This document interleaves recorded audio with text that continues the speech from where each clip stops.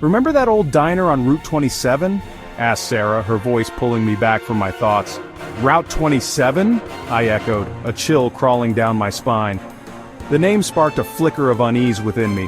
Her question seemed innocent enough, a casual trip down memory lane. But it struck a discordant note within me. It tugged at something buried deep in my subconscious, a memory hazy and unwelcome.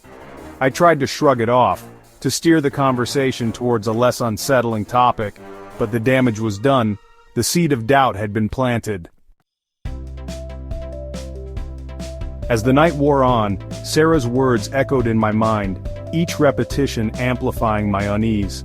A dense fog began to descend, both literally outside my window and figuratively within my thoughts. My dreams were haunted by fragmented images, flashes of blinding light, the unnerving silence of a desolate highway, and a pair of eyes that glowed with an unnatural intensity. I woke up with a gasp, my heart pounding against my ribs. The line between reality and nightmare blurred. My memories, once reliable companions, now felt like treacherous adversaries, offering glimpses of something terrifying that I couldn't quite grasp. Fear, cold and clammy, tightened its grip on me. The rational part of me knew I was being irrational, but fear doesn't adhere to logic.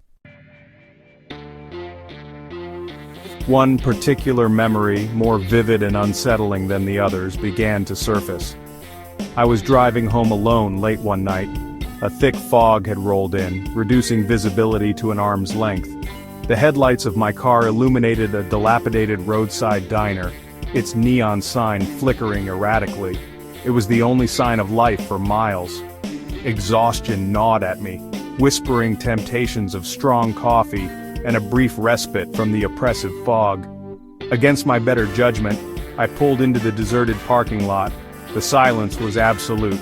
The diner seemed abandoned, lost in time. Even the fog seemed to shy away from this place. As I stepped inside, a wave of cold air washed over me. The diner was empty, the once bright booths now shrouded in shadows. The air hung heavy, thick with the smell of stale coffee and something else, something vaguely metallic and alien. I turned to leave, a sudden unease gripping me. But as I did, movement in the reflection of the greasy window caught my eye. Two figures stood in the doorway, their features obscured by the fog and the encroaching darkness. I spun around, my heart pounding in my chest, but they were gone. Had I imagined them? A trick of the light, perhaps? I couldn't shake off the feeling that I was not alone. Section 5. A glimpse into the unknown. Driven by a mixture of fear and morbid curiosity, I cautiously approached the back of the diner. The air grew colder, and the hairs on the back of my neck stood on end. A high-pitched humming sound, barely audible at first, began to fill the air. It seemed to emanate from the walls themselves, vibrating through my bones. I reached the back door, its paint peeling and blistered. The humming sound intensified, and the door rattled violently as if something was trying to force its way in. Then, just as abruptly as it began, the humming stopped. The rattling ceased. An unnerving silence descended. Section 6. The struggle for sanity. I haven't been back to Route 27 since that night. I've tried to convince myself it was all a bad dream, a figment of my imagination fueled by exhaustion and the thick fog. But deep down, I know what I saw. The faces in the window, the unnatural humming, the overwhelming sense of dread. These were not things my mind could conjure up, no matter how tired or afraid I was. The experience left an indelible mark on me.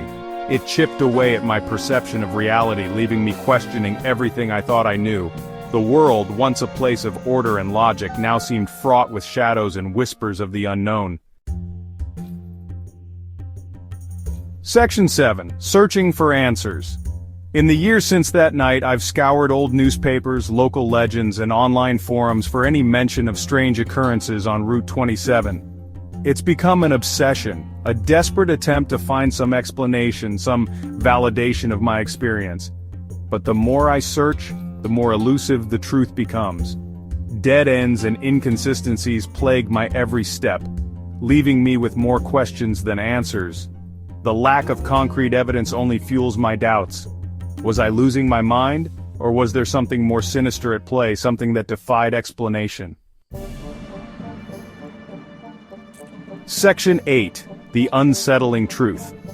Recently, a sliver of information, a single thread in the vast tapestry of the internet, reignited my hope.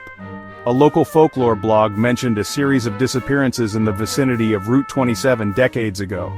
The details were scant and often contradictory, but there was a recurring theme. Strange lights in the sky, unexplained disappearances, and whispers of beings not of this world. Could it be that my experience at the diner wasn't an isolated incident?